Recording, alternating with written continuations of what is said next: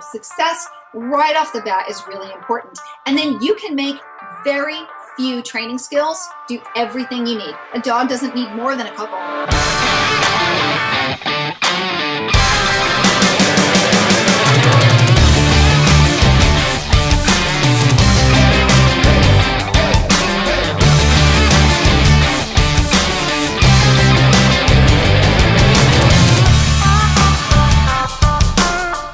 Hello me bonny bairns and welcome to episode 18 of the Superhero Dog Owner Show. Don't worry Alex, I'll never do that again. My name's Dom Hodgson, I'm your host and I am the author of the best-selling How to Be a Dog Superhero. I was bestseller for about a week anyway, Alex, but I was very pleased. Still a bestseller. True. I'm joined by my good friend Alex, a video guy. Hello. And good afternoon, or more like evening by the looks of it. Good middle of the night. Yeah. No, it's all right. It's not too bad. It's actually not as cold as last week, Alex. It's not raining anymore, but I still think we shall. I'm gonna treat you to a fireside podcast. Yeah, I'm still waiting for this. You promised maybe me this not next week. Maybe we'll do a Christmas one late at night. Get the logs on the fire. Brilliant. Glass of whiskey for myself. You can have a cocoa, and we'll treat the viewers to a fireside doggy podcast. So talking about Christmas has come in, and it's a time when a lot of families come together, don't they? Hopefully anyway. And but this can sometimes be quite stressful for the dogs. If the dogs aren't used for people coming, or maybe it's the dog getting given too much turkey by different people. But I think in general, putting a dog into the mix or throwing a dog into the mix. With a busy family, and most families are busy these days with both parents working and ferrying the kids to dance lessons in my case, but different things, and trying to manage your dog with the time that you've got can be really, really difficult. So I have two super awesome guests this week who run the family dog program in America. This is Leah and Justine, and I talked to these guys. I'm a huge fan of what they do. They run online dog training programs similar to what we do, Alex, as well. But, there's enough dogs to go around. I'm happy to promote other people as well, because if they're doing awesome stuff, then, I want people to know about it. So this is the interview that I did with Leah and Justine. If you've got a dog and you've got a family, you've got kids and stuff, then you really need to watch this interview. So roll the tape, Alex. My guests today are both dog trainers who are based in New Jersey. They run the Family Dog website. This is an in-home dog training company, and it brings practical solutions to families in need of some training with their dogs. Their website's awesome. It's got a lot of great resources on there. We're going to talk about those in a minute. I really like what these girls are doing with the just the whole message. It's really easy to understand. It's practical. It's safe. And I think every family will benefit from listening to what they say. That's why I invited them on the podcast. I think we're going to get a lot of value from it. So I'd like to welcome my first double guests, Leah and Justine. Welcome to the show. Hey, thanks, Dom. That was a nice introduction. You're very welcome. You're very welcome. Are you guys okay today? You cool? Oh, it stopped. It's frozen. It's frozen, but we're back. That's fine. Okay, we're going to dive straight in with the Greyhound round. This is a quick fire round. I want to get to know you guys a little bit better, so we got some quick fire questions. You can answer one each, or you can just fire answers out. Are you guys ready to go? Ready. All right then. Your favorite superhero? Batman. Me, a favorite superhero? Oh gosh, I don't know. I'm not sure I'm that super. Yes, you are. She's her own superhero. How about that woman that does the stretching, and she can reach everything? Yeah. I don't know, but I want to be her. I know. Do you prefer Indian or Chinese food? Indian, both of us. Good stuff. Are we early birds or night owls?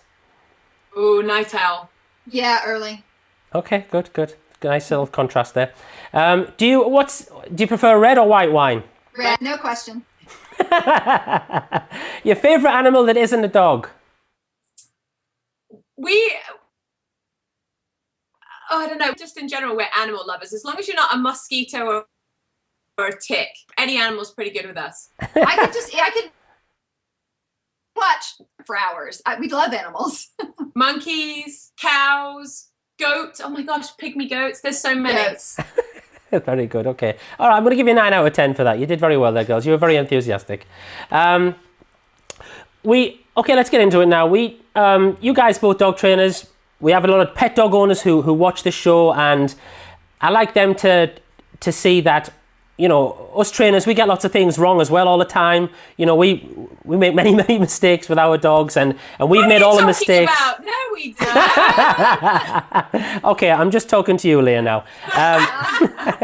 So can you guys share with me a story of something embarrassing that's maybe happened to you while you guys were training, either your own dogs or somebody else's? Dominic, I love this question because I think it's really important that we tell everybody that we are always making mistakes. That's just the way it goes. We're human, so we're not perfect. I have a pretty good story. I went for a hike with my first dog as an adult with my then boyfriend, now husband, and we were in the woods, and we came across a bunch of guys who were sunbathing in a riverbed, naked, reading newspapers.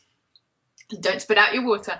And it was really embarrassing. We sort of decided we would give them some privacy, so we turned around and hooked back on ourselves, at which point there was a guy walking towards us who was also going to join the gang, naked, but wearing a backpack and hiking boots, and my dog just ran full speed towards him, jumped up on him, and just licked him exactly where you would not want a dog to lick anybody. And the only thing I could say was, "I'm so sorry, he's all wet." Yeah, I could not call him back. He was having none of it. No, okay, there's many things I could say now, but I won't. Don't be careful of training your dog with hot dogs, maybe that's Definitely, yeah. Definitely, yeah. I always wondered what went in the hot dogs, but now I'm even more confused. Think about that. Okay. And what about you, Leah? So this was also with my first dog as an adult, my little Sheltie. She was good. You know, we trained her to leave it around food, and she needed to be asked. She needed to ask before we gave her anything. But we got a second dog and put her on a diet, and food became a little more valuable. And then we had our first baby. We had the first birthday party for her, and we invited everybody. It was a big deal, but they were all in our backyards. We had like 85 people or 100 people in our backyard. You can imagine there's a lot of people milling about. There are a lot of hot dogs and hamburgers and stuff. And our next door neighbor had an adult son who unfortunately had a brain tumor as a child. And so he was wheelchair bound and didn't have a lot of mobility, but he did have a cookie. And he did have the cookie in his hand, and it was right over the wheelchair, dangling near the ground. And my little Sheltie just could not help herself, and she ran right up, snatched the cookie out of his hand, and ran away. And that's pretty embarrassing when your dog is stealing food from disabled people. So yeah, we're none of us perfect. Very good. So both kind of food related stories there in their different ways. Good stories.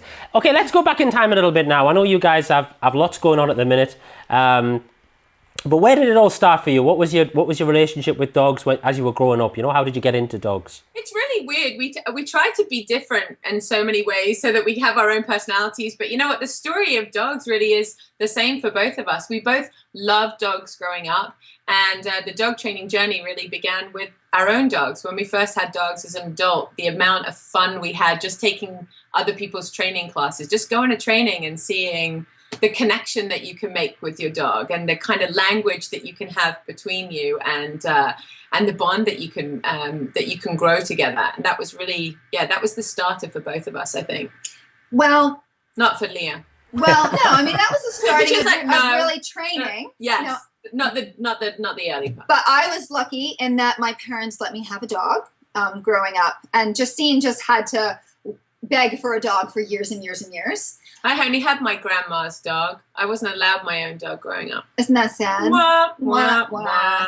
So I did have a dog though, and at the time, dogs were just roam free, and I guess we had a leash somewhere. I'm not really sure we even had a leash. My parents didn't neuter him. And when I asked them, they were like, "I said, why didn't you neuter him?"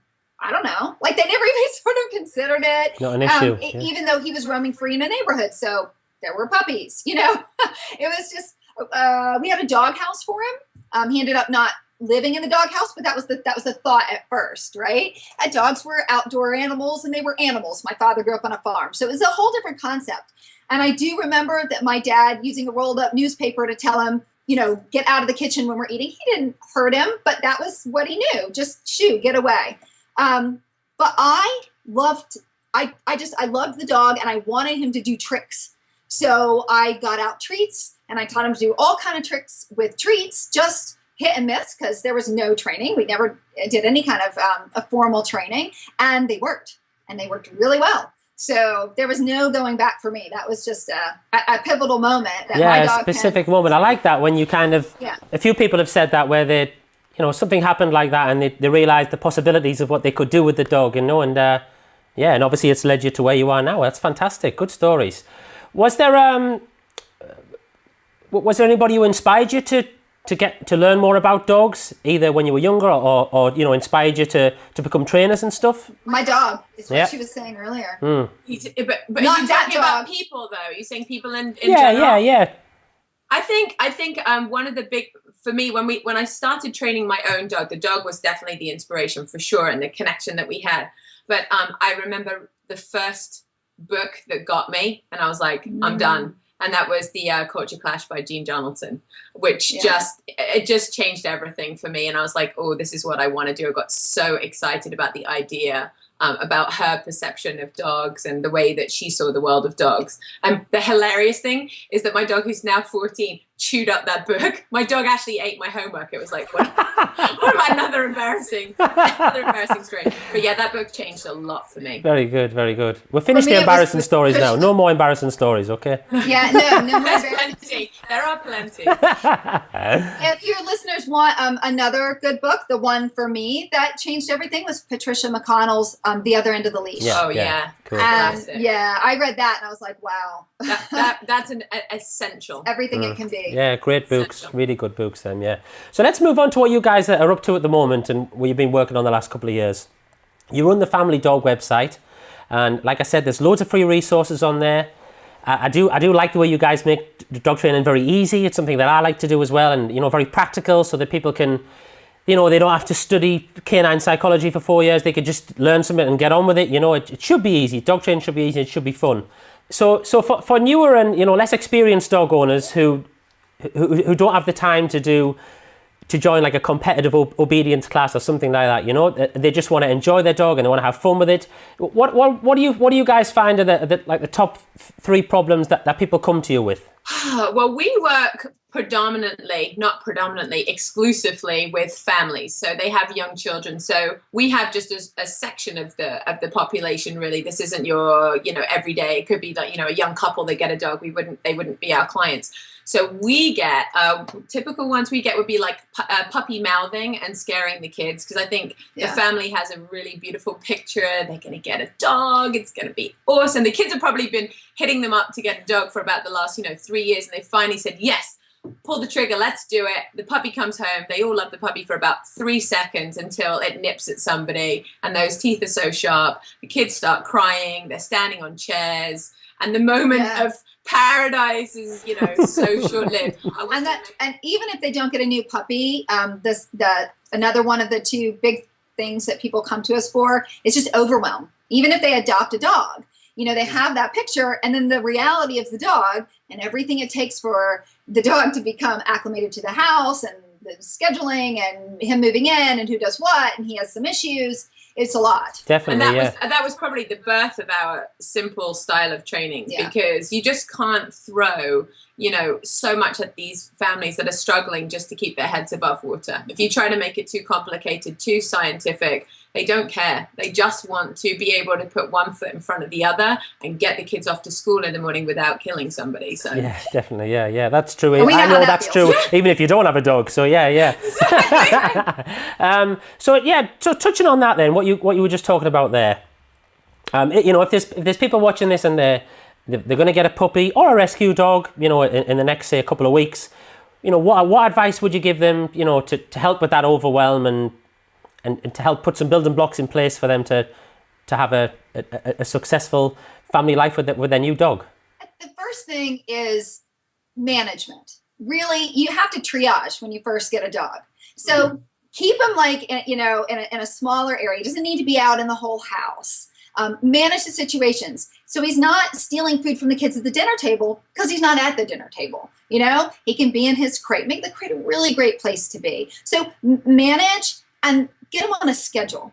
Scheduling helps both the dog and you, so that the dog knows what to expect. Okay, I am going to get to go out. I can maybe hold on for a couple of minutes. I don't have to bark and whine at everybody, because they get used to that. And also, you know what you're doing next. It's so overwhelming when you just don't know what to do. Sometimes all you need is a plan.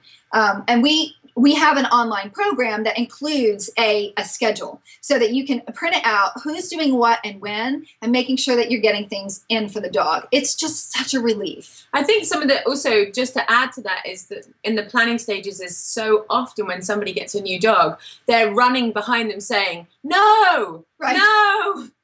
I mean, dogs naturally do so many things that are difficult for us to live with. They pick up stuff off the floor, they try to steal food, they chase, they jump, they bark. It's very easy to say no to almost everything that they do.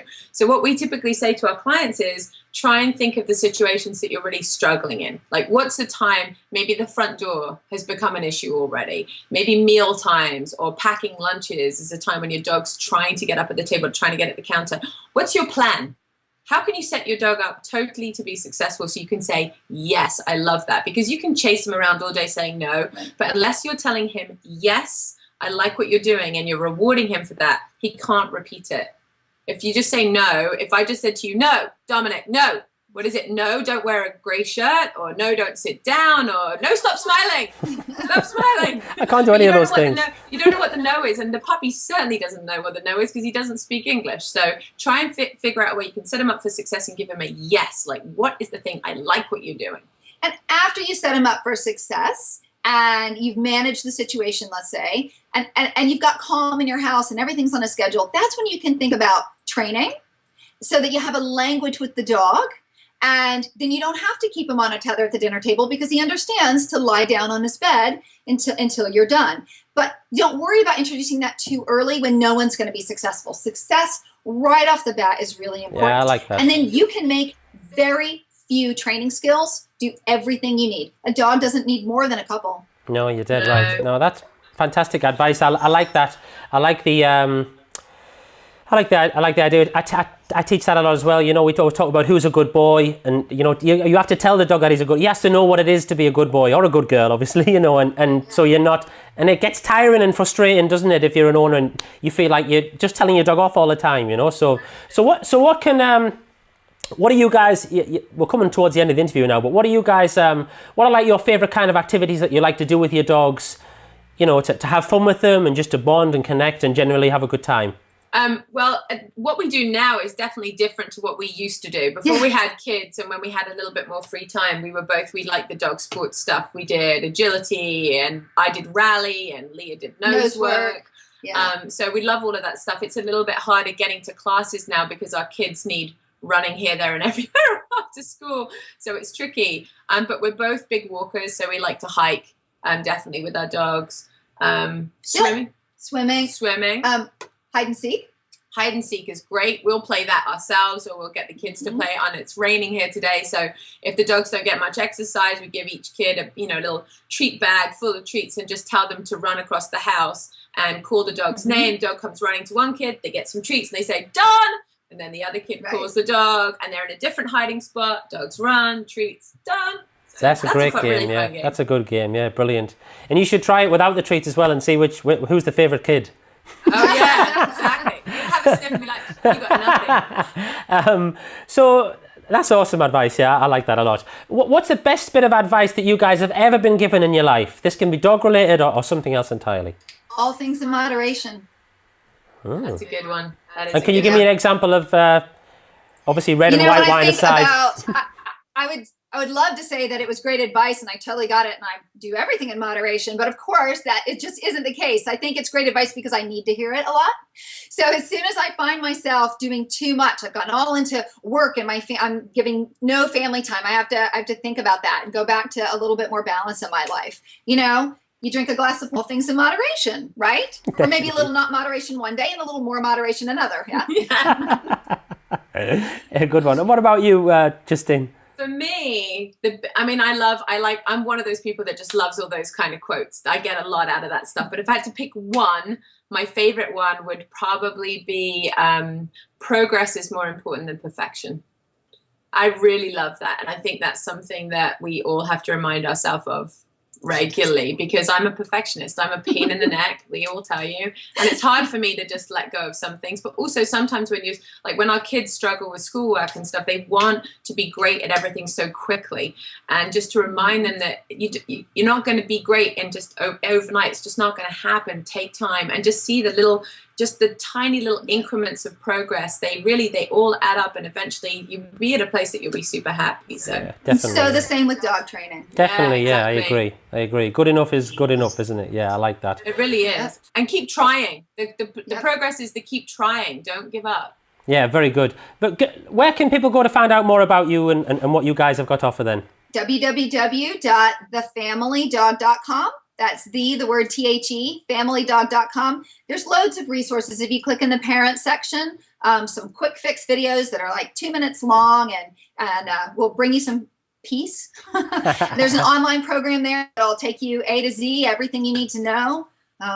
Get the whole family on board. So the online program for families is actually really awesome, because if you take a dog to dog training classes, the dog's getting trained, which is great, because as we talked about, the dog needs a language. When you say sit, he can understand what sit means. It's not just yelling some, babbly word.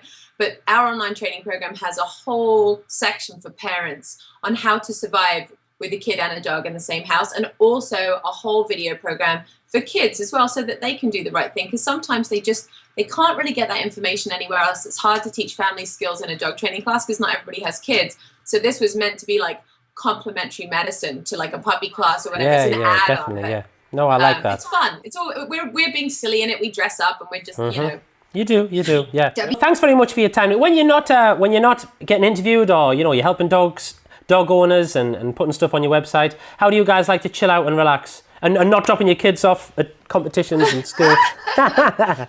I read. I love to read. Remember that glass of wine I told you about? Yeah. She's drinking it in moderation. I'm not, but she is. I love yoga. Any chance I get to nip out of work and drop the kids off and do an hour or so of yoga, that's definitely my thing. But to be honest, I know it sounds a little hokey because we're talking about dogs, but I think there's nothing better than being in the woods with your dogs. Yeah, definitely. Or being in a big field and watching them run. Yeah. That's I've heard that a few times as well. That's a popular answer. Well, thank you very much for your time today, ladies. I've really, really enjoyed it. I'm sure everyone listening and watching really enjoy it as well. I'll put the notes for your guys' website in the show notes, a link in there, so people can access that. They can check out all the great free resources that you've got. And I look forward to having you on the show again sometime if you're up for it. Thanks so much for having us, Donna. No worries. Take care of yourselves. Bye. You too. So there we go. How awesome was that? They were a lot of fun though, weren't they, Alex? We laughed a lot in that one. We did. It was good. Well, I tried not to behind the camera, but you did. Yeah. Well, I always laugh anyway. But they were great, and the message is fantastic. The message is simple to understand for you. And you should definitely go and check out their website. I'll put the link again in the show notes, but you should go and check out their website. They've got a load of free resources on there for you to check out, and they have nice, they get dressed up and they sing songs and stuff for the kids, and just, it's fabulous stuff. So definitely check that out. Christmas is coming, Alex. It is. Whether you like it or not, it's coming. I know you already have a copy. But if you don't have a copy, then you should make an effort to go to www.mydogsuperhero.com and you can get a copy of my best-selling dog training book, How to Be Your Dog's Superhero. The book costs $19.97. I'll throw you a free gift in there as well, and I will even sign the book for you too, and I'll post that anywhere in the world, and it don't cost you any extra for the postage. But it's the book has like 60 plus reviews on Amazon, and all but one or two of them from grumpy people who didn't like it. All but one or two of those reviews say that it's a great book. It's a really easy to understand book. It explains dog training in a way that pet dog owners who don't know anything about dog training can understand. And yeah, so make an effort to get a book or buy it for a friend. who has a dog who they're having trouble with, because that will help them too. So that's it for us for this week, Alex. That is it. So next week's show, we're going to be having another guest, Alex. Yeah, this is a fantastic dog trainer called Sian Ryan. She co-wrote a book, I think, called No Walks, No Worries. It's an awesome book. It's a book that I bought and used myself when Sydney, my little Cocker Spaniel, hurt his cruciate ligament, and so he had to have a lot of crate rest. And she's just generally a super awesome, knowledgeable dog trainer who talks a lot of sense, and I think you're going to get a lot of value from next week's interview. So if you're enjoying the show, please go and leave us a review and a rating on Amazon. That will make us very happy. And we'll see you next week when we're talking to Sian. Thank you, Alex. No problem. Thank you, Dom. And if we don't see you through the week, we'll see you through the window.